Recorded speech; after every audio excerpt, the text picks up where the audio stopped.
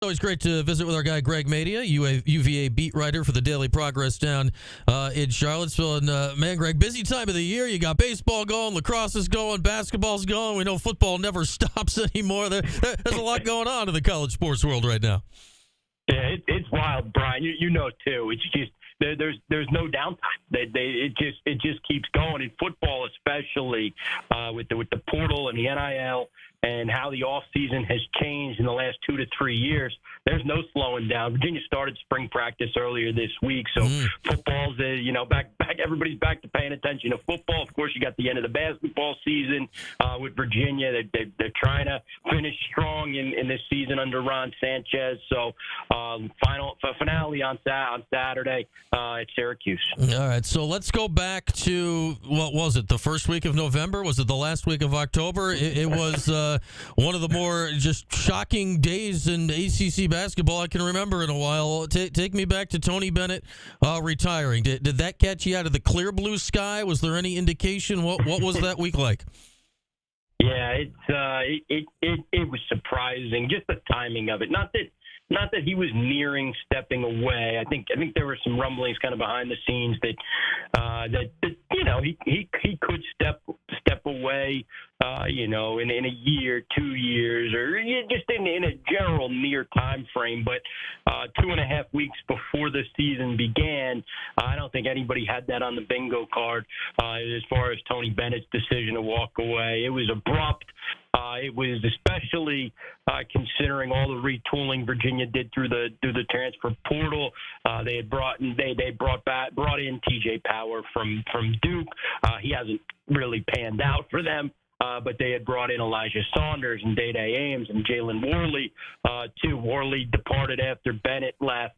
And it was surprising. Really, there was nowhere but, on staff for the university to turn for who would lead the team this season. And they went with Ron Sanchez, who had head coaching experience at Charlotte. He had left Virginia, was a longtime assistant of Bennett, left Virginia for 5 seasons at Charlotte, departed Charlotte, kind of just as things we're starting to look up for the 49ers, and returned to be Bennett's top assistant at UVA before last season. So quick decision. It was kind of out of the blue. I think he's made it very clear. A lot of things with the portal and NIL were not sitting right with him. Didn't really agree with his philosophy. But Brian, what's so fascinating is he had geared the roster with the additions that they had made for it to be a multi-year kind of build. It was transfers with a couple of seasons of eligibility left, and he and the staff had thought that they would be okay this season, be competitive, but really next year would be the year that they would try to be very, very good. And who knows if they're going to get that chance to do that with what's ahead. UVA has decisions to make on Sanchez, and of course, if they decide to go another way, they'll have to hire a new coach. And who knows how it'll play out after that, with players coming and going, and usually what happens when there's a coaching change. Yeah, just because people showed up with the intent of multiple years there in the transfer portal, that doesn't mean they got to follow through on that, as we all know. And crazy year in the league, right? With Bennett doing that, Jim Larinaga bouncing just after Christmas, and go figure, Miami's already made their hire of Jay Lucas, taking him off of Duke's bench. That happened earlier than I was quite prepared for the other day. Is there any chance of Sanchez keeping this job? I mean, I've been just assuming that they're going to make an outside hire. Obviously, you know better than I. What do you think the process is here for Virginia right now? Yeah, Virginia's been very, very quiet. The athletic director, Carla Williams, she has not spoken since October when Bennett stepped down publicly about the coaching situation. I think it's going to be tough, but for Ron to stay in place, but I think he's done a adequate job considering. I mean, he was left in a really tough spot taking over and having to keep not only players happy, but keep the team together because they had chances to leave and depart as soon as Bennett stepped down. and he managed to keep the team together. And I think he deserves credit for that. There's been some things that's been encouraging from a development standpoint. The three guards, Andrew Rohde, Isaac McNeely, Day-Day Ames, have really flourished under his watch. And so has a young redshirt freshman forward and Anthony Robinson. He's been on an ascent. What's kind of troubling is the defense has really struggled this year, and the defense is a staple of the Virginia program under Tony Bennett. It just hasn't been very good this year, and you can chalk that up to experience because there's so many new pieces coming together.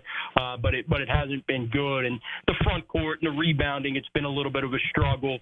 But overall, all things considered, and there are times where they look like, man, they could really throw in the towel on this year, and they didn't. They had a 5-game losing streak in January. They got blown out in some non-conference games earlier in the year against Florida, St. John's, really good teams, but just blown out, not even close. But then they found they've played a little bit better over the last month or so, and you know, for all things considered, they've got a chance to earn a bye in the ACC tournament, which I think would go a long way in what this team has done to stick together and show some toughness and improve as the year's gone along. Yeah, their win was at Florida State earlier this week. Sort of brought that possibility back to life. We thought for a few weeks this Syracuse-Virginia game might be for who makes the ACC tournament at all. Both will be in it, but it will certainly help determine seeding for Tuesday or perhaps early Wednesday, depending on what happens here with all the games coming up on Saturday. It will quite literally be the last game of the year in the ACC in the regular season.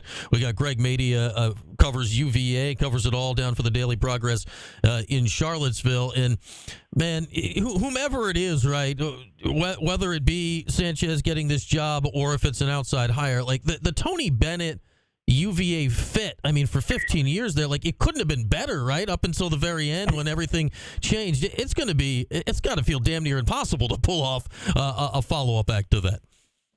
No doubt. I'm with you. I mean, he fit exactly what Virginia was about, and they let him do it the way he wanted to do it. He developed players, and it worked, right?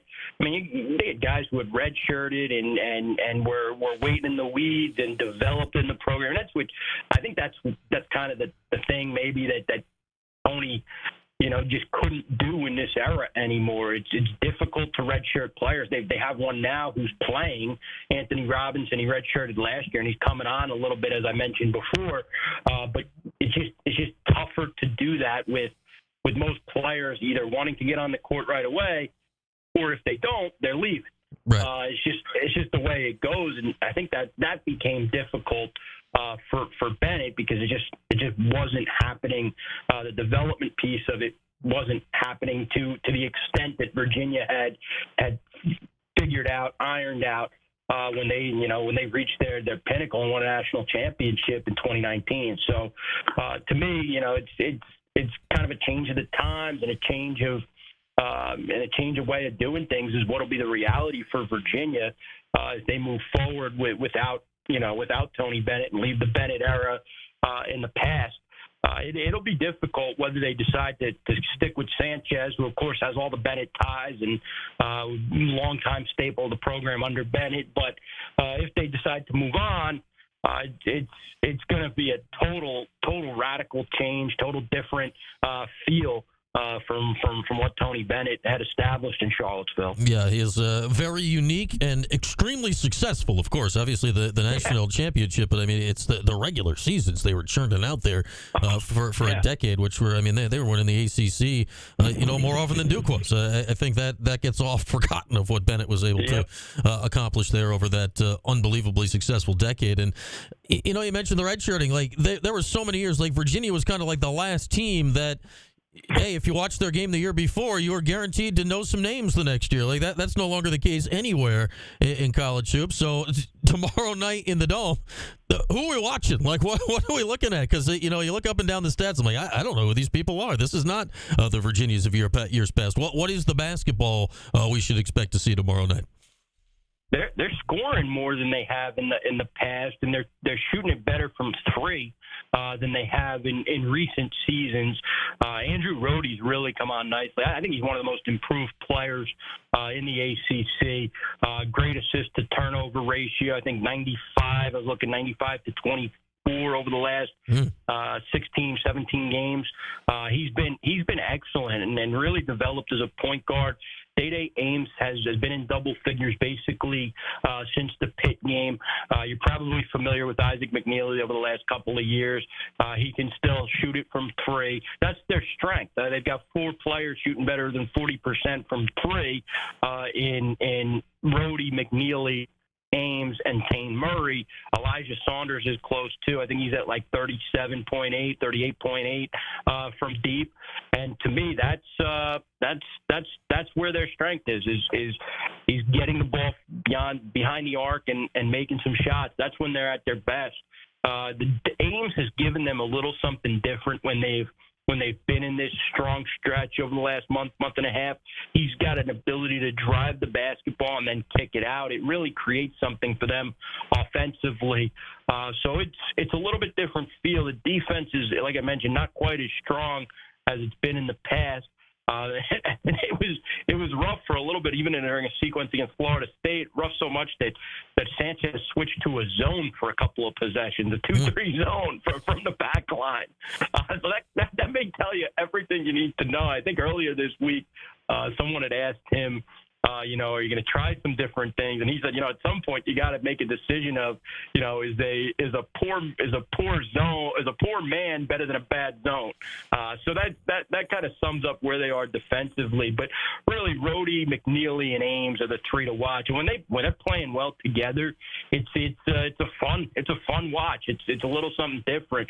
Rohde's really come into his own this season and is become an excellent player.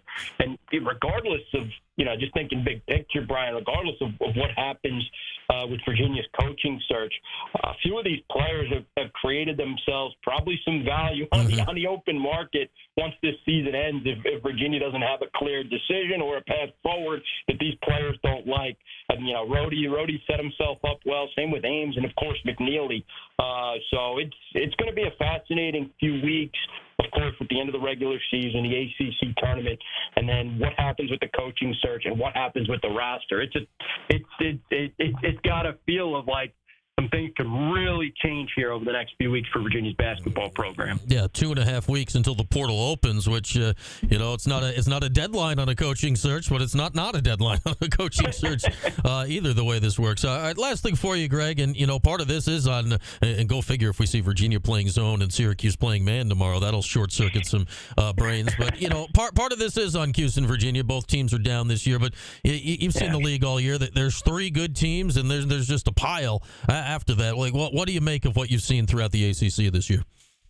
Yeah, Duke's really good. It's kind of, the Blue Devils are kind of in a class in their own with Cooper Flagg, Con Knippel, and company. I think Clemson is talented, differently built than Duke. Clemson's the veteran, older team with serious experience. Duke, of course. I think Shire's done a good job, complementing the roster with older veterans. It would probably benefit them to get Malik Brown back for the NCAA tournament, or even the ACC tournament. But it's a different built team, Clemson and Duke. I think Louisville's good. SMU, I was impressed when I saw them. It wouldn't stun me to see them win a couple of games in Charlotte. Athletically, they're kind of different. I thought than even Virginia, like SMU with the big guys, Samet Yagatoli and then Poopy Miller, like they've got some players, and they've had a nice season in their first year in the league. Other than that, it's kind of anybody can beat anybody on a given night. Outside the rest of the league, I think. For the league to improve, it's got to do better in non-conference, and I'm sure you've heard that over and over again. It was hurt earlier this year. It was tough. I mean, outside of Duke, no one really performed all that well in the non-conference, and that's got to change. So, It's going to be fascinating to see what decisions are made in terms of the coaching decisions. I know there's been some reports of some schools keeping some folks, but we'll see what happens after next week in Charlotte. That'll be that's always fascinating. What happens with the coaching carousel? And moves will begin being made. Well, they already have down at Miami. They'll begin being made across the league here within the next week or so. All right, Greg. Always appreciate the time. Thanks so much for hopping on, and we'll see what happens tomorrow night in the Dome.